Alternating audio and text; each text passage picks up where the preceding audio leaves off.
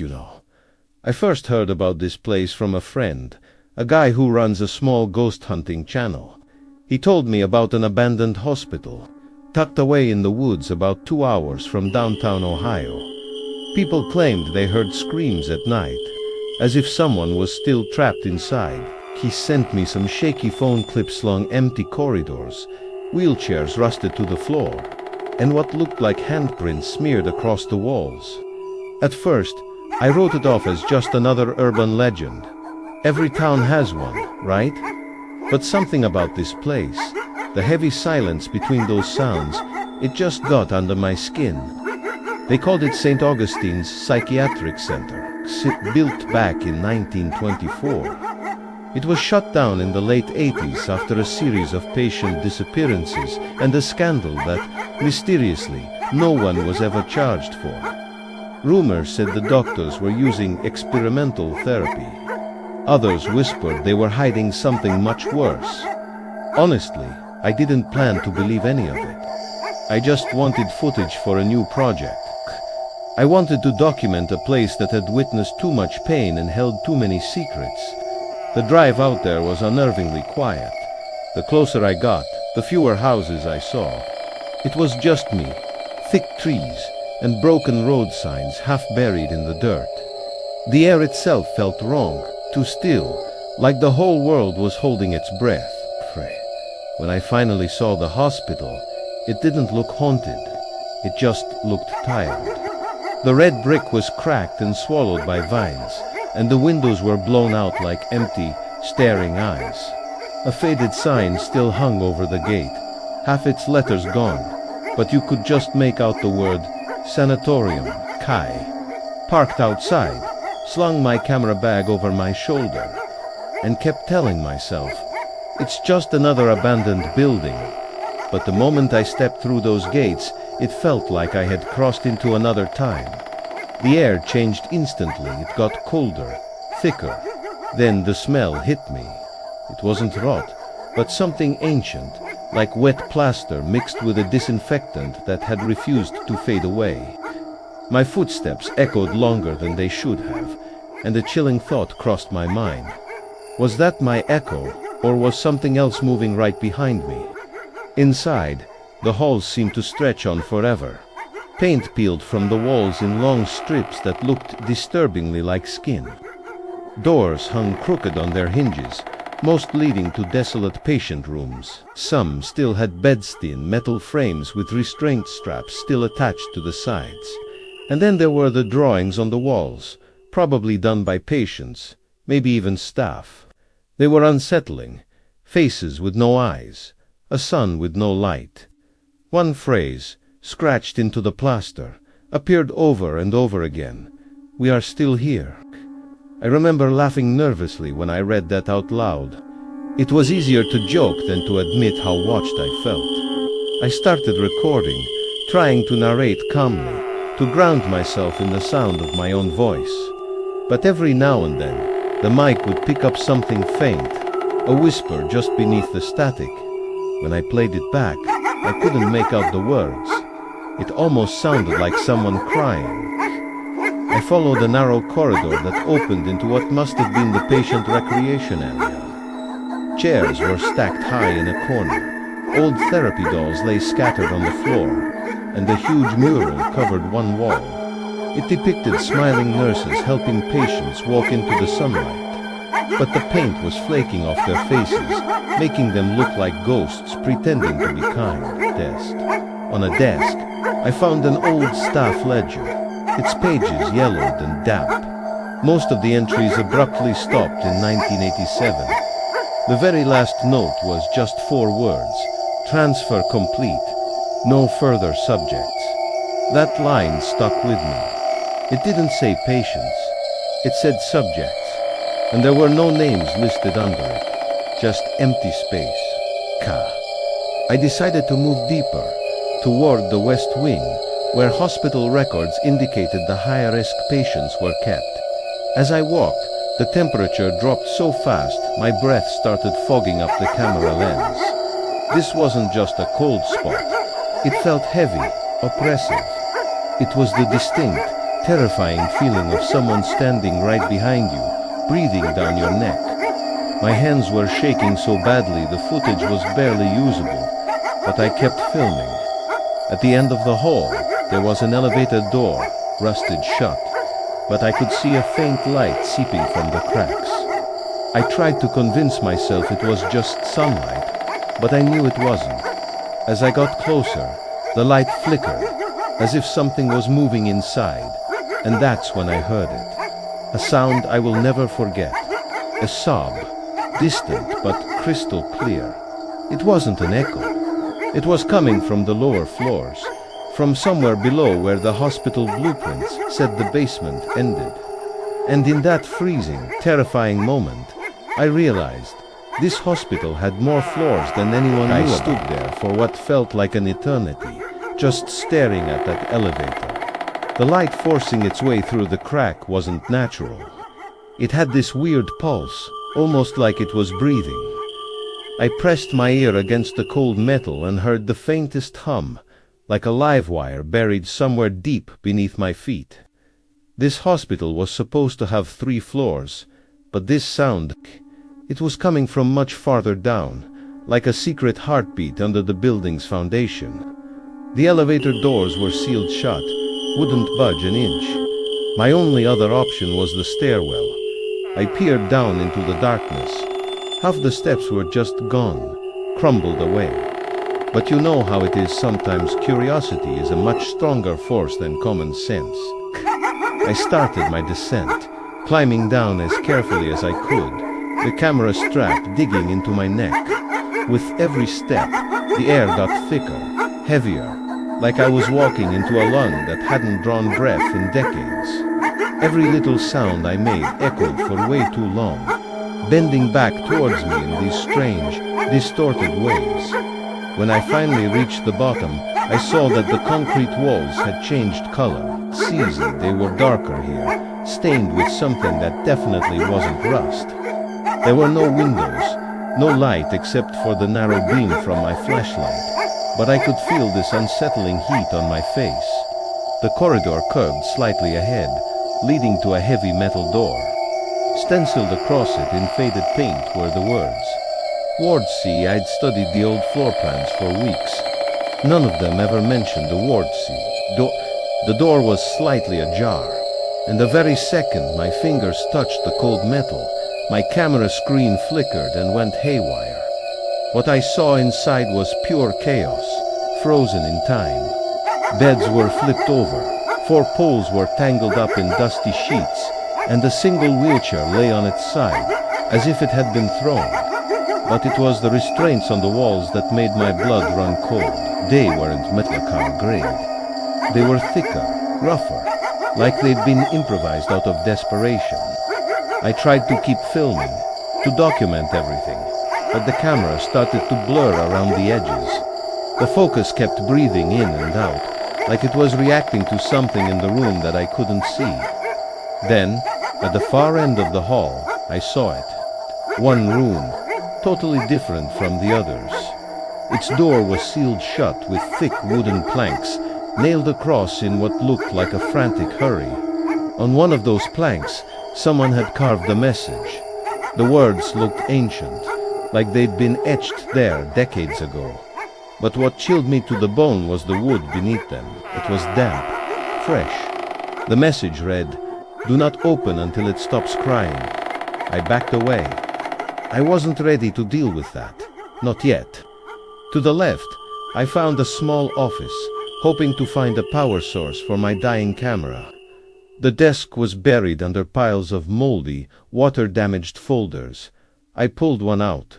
The label was simple. Patient for 7A. No name, just that number. The notes inside were erratic, almost unhinged. Subject responds to mere stimuli. Kuka shows empathy toward recorded voices. And then, a line that made the hair on my arms stand up. Prolonged isolation triggers mimicry. The final entry was just 4 words, transferred to observation below. Below what? This place was already below everything. As I sifted through the decaying papers, my fingers brushed against something hard in a metal drawer. It was an old VHS tape, unmarked except for a single date. March 14th, 1987. My hands were shaking as I slid it into my bag. This was it.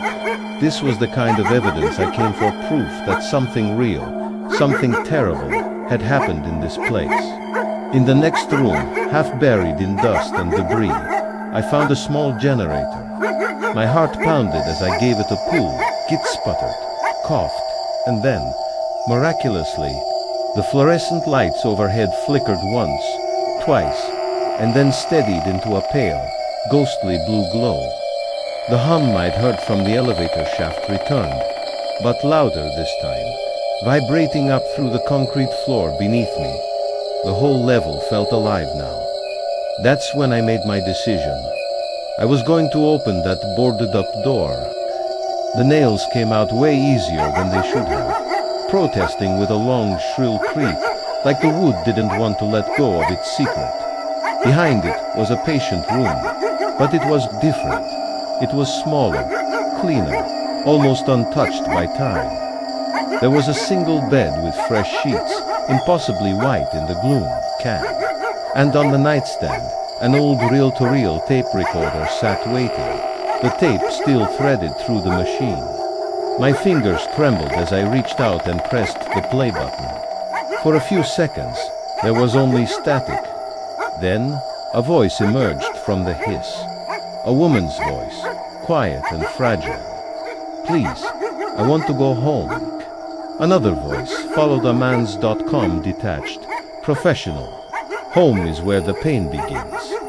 We must keep it here." A muffled cry. Then silence. And then a long, slow exhale.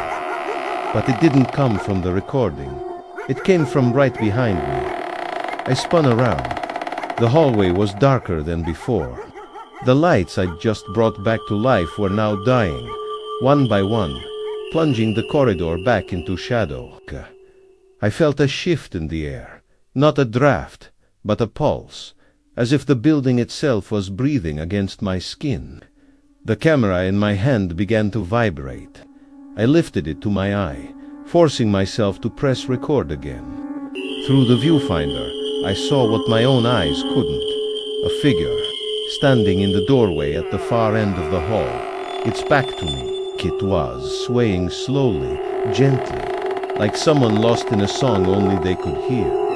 I lowered the camera, and the hallway was empty. I raised it again. The figure was closer now.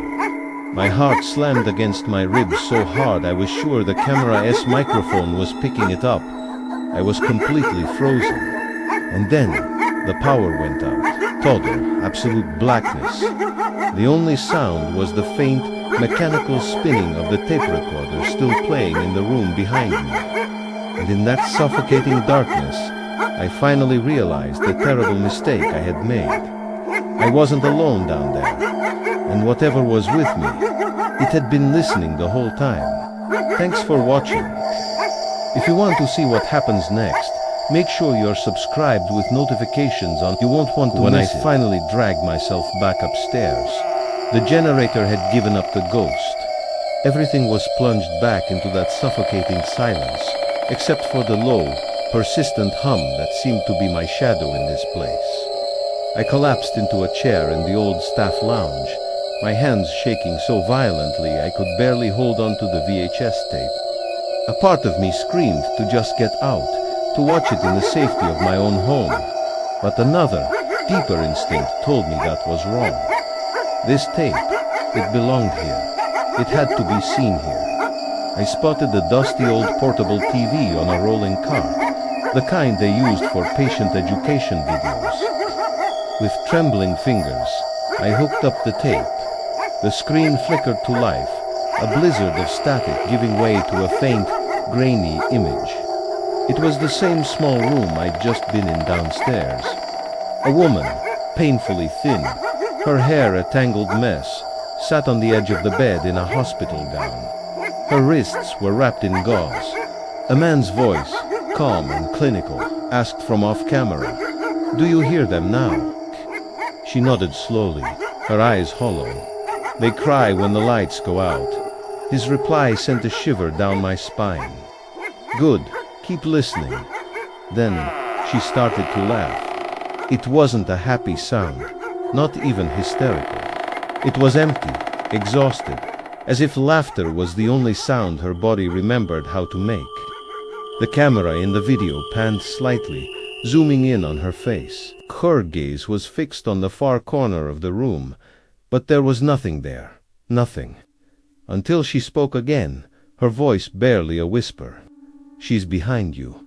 The tape immediately cut to static. I slammed the stop button, my heart hammering against my ribs. I caught my reflection in the dark screen, and something was wrong. My mouth was slightly agape, my eyes wider than I'd ever seen them. And for a terrifying, split second, I swear I saw another face superimposed behind mine. It was pale, with a long, curious expression. I blinked, and it was gone. Just me again. That was it. I had to leave. I had to get out of there while I still could. I threw open the lounge door, ready to bolt for the exit, but the hallway, it had changed. The corridors were the same, but they weren't leading where they should.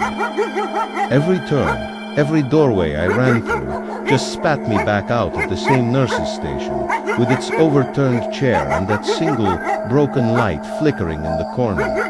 It felt like the hospital had folded in on itself, like a paper maze trying to keep me inside.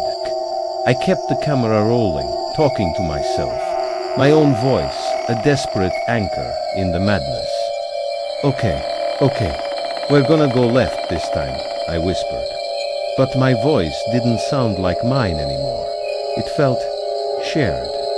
There was another rhythm under it, another breath syncing up with my own. In one room, I found a tall mirror, miraculously still intact, though covered in a thick layer of dust. I wiped a patch clean with my sleeve, and my blood ran cold.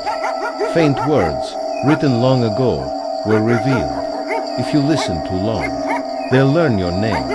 I didn't understand what it meant. Not yet, but I was about to. Then came the voices. At first they were faint, just a distant crying from somewhere down the hall. It was the same sound I'd heard from the elevator. Flashlight beam shaking. I followed it, my footsteps echoing on the peeling linoleum. But the sound never got louder. It stayed the same distance away, almost as if it was moving with me. When I stopped, it stopped. When I whispered to myself, it whispered back, mimicking my tone, my breath. I fumbled to record again, desperate for some kind of proof. On playback, my heart stopped. Underneath the sound of the crying, underneath my own breathing, there was something new. A word, whispered, clear as day. My name, pure, unadulterated panic finally broke through. I dropped the camera. The screen cracked, but it kept recording, pointed at the floor. I saw my shoes, the grimy tiles, and then something moving.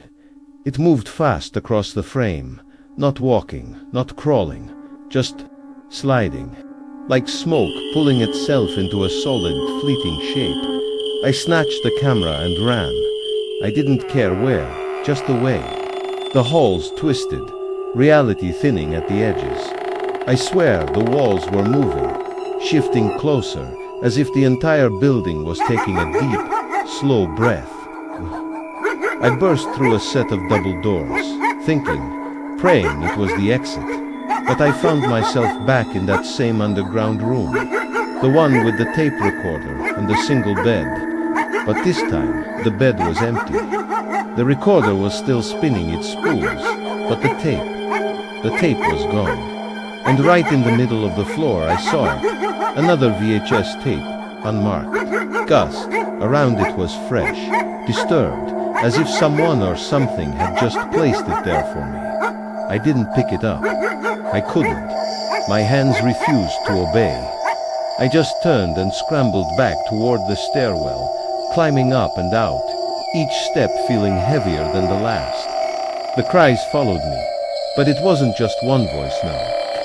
It was a chorus, dozens of them, overlapping, merging into a sound that was too human and not human enough. The moment I stumbled out into the daylight, everything went silent. The silence was so absolute, so complete, it felt like sound itself had been erased from the world. I don't remember the drive home. I just remember the ringing in my ears and the feeling of being watched, ticked. When I finally got the nerve to check the footage that night, most of it was corrupted, just glitches and static. But near the very end, just before the tape finally gives out, there's a single, clear frame. It's a close-up of my face. My eyes are wide, my mouth is open, and I'm screaming. The thing is, I never screamed. Not once. Thank you for sticking with me through this.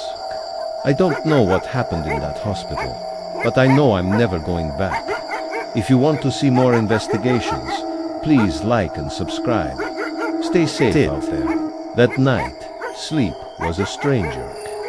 Every time my eyes fluttered shut, I saw her face the woman from the tape, her voice echoing in my head. She's behind you. It wasn't just a memory. It felt like a premonition, a warning playing on a loop. By morning, the dread had seeped into my own home. The house itself felt wrong. My cat, who usually follows me everywhere, refused to set foot in my bedroom. The hallway light started flickering, not randomly, but in a rhythm that eerily matched the static pattern from the videotape. A rational person would have destroyed that tape, burned it, smashed it, anything. But the small, obsessive part of me, the part that got me into this mess, needed answers. I've learned that's how obsession always starts. It disguises itself as simple curiosity. So, I started digging. The next few days were a blur of archives and old web forums. The place was called West Haven Memorial, built in 1912 and abandoned in the late 80s. The official story was simple: budget cuts, decaying infrastructure. But the yellowed newspaper clippings told a much darker tale. There were whispers of patient disappearances, whispers of unethical experiments, and a mysterious fire that conveniently destroyed the entire psychiatric wing. One name kept surfacing over and over again: the hospital director, Dr. Elias Morrow. The articles mentioned he was a pioneer in something called psychological acoustic therapy. That phrase sent a chill down my spine. I dug deeper and found a transcribed interview with a surviving nurse, Hijia. She claimed Morrow had a twisted theory. He believed intense emotional trauma grief, pain, terror could be acoustically recorded. That these feelings could linger in sound frequencies just beyond the range of human hearing. He used his patients as guinea pigs, forcing them to relive their worst moments while his machines captured every sob, every scream. The ones who broke well, the nurse said their sessions were rumored to continue long after they had died. The rumor was, he never stopped recording. I tried to brush it off as local folklore, ghost stories meant to scare teenagers. But the longer I ignored it, the louder things got in my own apartment. It started small, almost imperceptible, a distant muffled crying that seemed to come from somewhere deep inside the walls.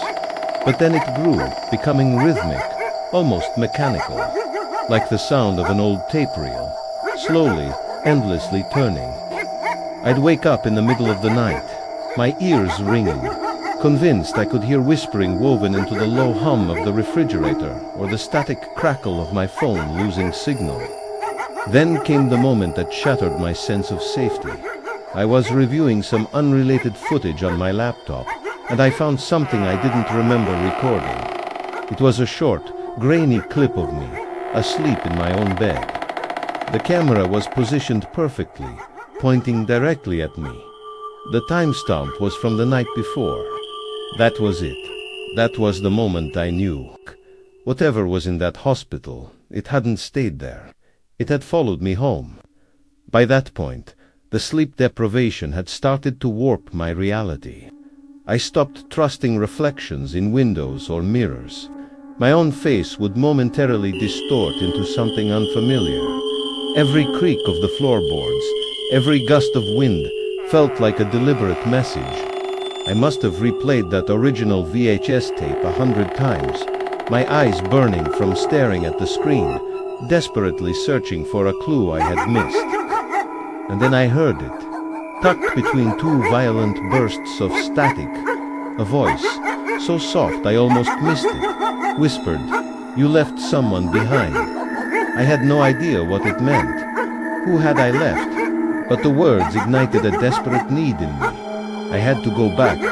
I had to understand. When I pulled up to the hospital, the old rusted front gates were wide open.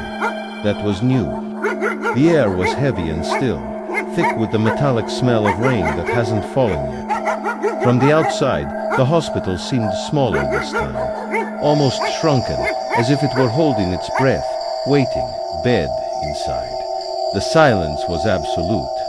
The floors were damp, and every footstep I took echoed into the darkness, swallowed by corridors I didn't recognize from my first visit.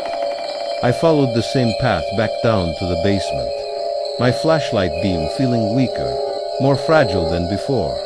I swear the darkness down there had a physical weight to it, but the room with the tape recorder, it was gone. The walls had collapsed inward, creating a mound of plaster and broken wood. But in the rubble, I saw something that definitely wasn't there before. A narrow, jagged doorway hidden behind the collapsed plaster. I squeezed through, the rough edges scraping my arms, and found myself in a different chamber altogether. It was lined with hundreds of reel-to-reel audio machines, all of them silent, caked in decades of dust. Their wires tangled together like desiccated veins. In the center of this bizarre library of sounds, a single bare light bulb hung from the ceiling, swaying gently even though there was no breeze. Beneath it sat a single, empty chair, and across from it, another VHS camera on a tripod, pointed directly at the seat. The little red light was blinking. It was recording. Someone had been here. Recently, a primal fear told me to run, to get out of there. But as I turned to leave, a sound erupted that froze me in place. The reels on the walls began to spin. All at once, their shrieks of static and distorted, garbled voices filling the chamber. My flashlight flickered wildly, and in the strobing light I saw flashes of images that were onto their patients strapped to beds with their mouths open in silent screams, nurses walking backward in impossible motions, entire rooms shifting their shape like liquid memory. One of the reels spun loose from its mount, clattering to the floor and rolling toward me. It stopped right at my feet. I knelt down, my hand shaking, and saw a label written in faded, spidery ink. It read, Session 42, Subject, D. Miller. That's my name, Daniel Miller. Every ounce of warmth drained from my body. The air grew thick, heavy with something that wasn't just air, it was grief, regret, terror, all condensed into a choking presence that filled my lungs. With a sense of dread-filled inevitability, I picked up the reel and placed it on the nearest working machine. I pressed play. At first, it was just noise, a hiss of old tape, and then my own voice. It was panicked, desperate, begging. It was a recording of me, from somewhere deep underground. I heard myself say, "Please, just stop the crying." And then, another voice replied, calm, gentle, and utterly devoid of emotion. The doctor's voice, "Then you must become the one who listens." In that instant, the room felt alive. It began to hum, to vibrate with the energy of 1,000 breaths all being exhaled at once.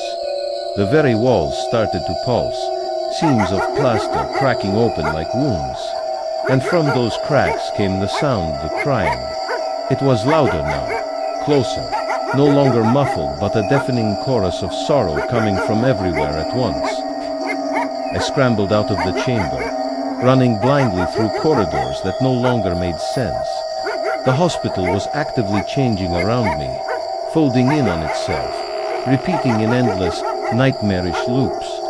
I did burst through a door only to find myself back in the same hallway I did just left. Every clock I sprinted past was frozen, showing the exact same time, 3:17 a.m. Finally, gasping for air, I saw the main entrance. Daylight, real daylight, was spilling through the broken glass of the front doors. I burst through them, stumbling out into the fresh air. But when I looked up, the parking lot was empty. It was completely overgrown. My car was gone, and the main gate was sealed shut with heavy, rusted chains that looked like they hadn't been moved in decades. I pulled out my phone. No signal, no time, just a dead, blank screen. I turned back and looked at the hospital. Every single window was dark, except for one. On the top floor, in the west wing, the old psychiatric ward. And behind the grimy glass, I could just make out the faint silhouette of a man standing perfectly still, watching me. He didn't move. He didn't have to. Because in that cold, sickening moment of realization, I knew exactly who he was. And I knew I was never leaving. Thank you so much for watching. If this story resonated with you, please consider liking the video and subscribing to the channel for more explorations into the unknown. Stay safe out. For a long time, I just stood there outside, staring up at that window. The shape of the man didn't move, didn't even breathe. I blinked, and for a moment, I thought maybe I'd imagined it. But when lightning flashed across the sky, the silhouette was still there clear. Tall, shoulders too narrow, head tilted as if curious, watching. I started walking back toward the building. Every part of me screamed not to. But some part deeper, the same part that once believed in truth and evidence whispered that I couldn't leave without knowing. That's how madness convinces you it's logic. The front doors were already open. The air inside had changed warmer now, heavy with a smell like burnt sugar and rot. The corridors looked cleaner, newer, as if time had reversed. The walls weren't cracked anymore. The light above the nurse's station was working, flickering gently. And then I heard it faint, muffled laughter. A woman's voice. I followed it up the main staircase to the west wing. Every step groaned under my weight. I could feel the building breathing again, slow, rhythmic, like something asleep but dreaming of me. At the top of the stairs was a hallway lined with patient rooms. The first door on the right was slightly open. Inside, I saw the same room from the footage bed, small table, a single chair in the corner. Only this time, there was someone sitting in it. Kerback was to me, long black hair falling over a pale gown. Her shoulders moved slightly, like she was crying. I stepped closer. "Are you okay?" I asked. My voice echoed too loud. She stopped moving. The air around me dropped 10 degrees. Then, slowly, she turned her head. It wasn't a woman, it was me. My own face drained of color, eyes black and hollow, mouth curved into something that wasn't a smile but wanted to be. Before I could react, the lights burst. Darkness swallowed everything. I ran, flashlight shaking, heart pounding so hard it drowned out the voices. Down the hall, through another door. This one led to the recording room again, calmly. Now, it was perfect. Clean. The machines were spinning. A man stood in the center lab coat. Glasses, calm as if none of this was strange. Dr. Morrow, he turned toward me and smiled like an old friend. "You came back," he said. "They always come back." I couldn't speak. My throat felt raw. He gestured to the chair. "Please, sit. We've been waiting to finish your session." "I'm not part of this," I managed to whisper. "Oh, but you are," he said, walking closer. "You heard them," you answered. "That's all it takes. Every listener becomes a new voice in the recording." He reached out a hand, and for the first time, I noticed his skin translucent. veins pulsing with light instead of blood. The machines around us began to hum, reels spinning faster, voices overlapping in a chaotic chorus. My name echoed again and again, blending with hundreds of others. I stumbled backward, knocking over a cart. The sound of metal crashing filled the room, but instead of echoing outward, it folded inward, like the noise itself was being pulled into the walls. Dr. Morrow stepped closer, speaking softly now. Do you understand?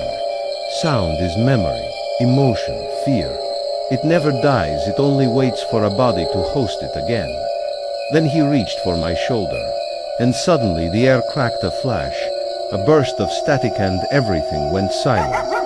The next thing I remember, I was outside. Morning light, birds, my car parked right where I'd left it days before. The hospital behind me looked empty again, broken, old, quiet. I told myself I'd dreamed it, that my mind had snapped under stress. But when I turned on my camera to check the footage, I found something that shouldn't exist. It showed me, standing in that clean room, sitting down in the chair across from Dr. Morrow. But in the video, I wasn't afraid. I was calm, smiling. He handed me the recorder, and I placed the headphones on my own head. Then my voice on the tape said, clear as day, begin recording. The tape cut to black. Now, at night, my apartment hums with low static, soft at first, but growing, like breath under the floorboards. Sometimes, I wake up to find the red light of the camera blinking at me again, even though it's unplugged. And sometimes, when everything's quiet, I can hear the faint sound of crying, not from outside, not from the walls, but from inside the tape itself. I haven't watched the footage again, but lately, when I look in the mirror, my reflection moves just a little too late. If you made it this far, thank you for listening. Let me know what you think happened in the comments. Stay safe out there, and don't forget to follow for more investigations into the unknown.